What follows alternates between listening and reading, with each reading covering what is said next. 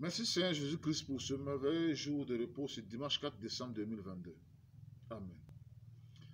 Aujourd'hui, en ce qui concerne la parabole du fils prodigue, nous comprenons que le Père, dans cette parabole, représente le Dieu de la Bible qui passe par cette histoire pour nous montrer son plan de salut dans le monde.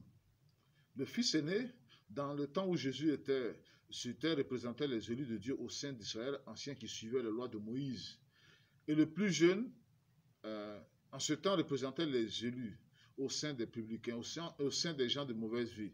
Et les élus qui allaient recevoir l'évangile du salut après la Pentecôte et qui n'étaient pas attachés à Israël ancien.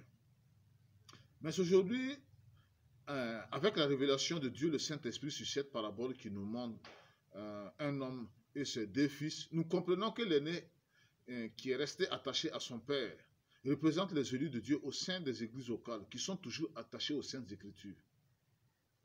Mais le plus jeune qui allait dépenser ses biens, sa fortune, son héritage dans la débauche avec des prostituées, jusqu'à devenir misérable et de revenir s'humilier devant son père, ce jeune fils représente aujourd'hui tous les élus de Dieu en Christ qui se sont écartés des Saintes Écritures, qui sont éloignés du corps de Christ pour aller vivre dans le péché, pour aller suivre le mensonge des religions.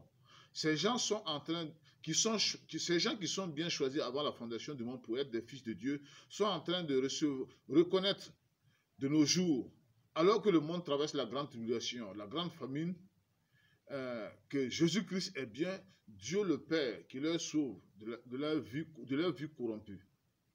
C'est une immense joie, une fête de savoir que des prostituées, des pervers, des musulmans, qui sont des élus de Dieu en Jésus-Christ, sont en train de se repentir et confesser leurs péchés devant Jésus-Christ, Dieu le Père.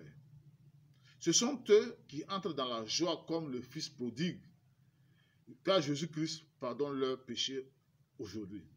Gloire à toi, Seigneur Jésus-Christ, qui enseigne à tes élus dans cette parabole du Fils prodigue. Amen.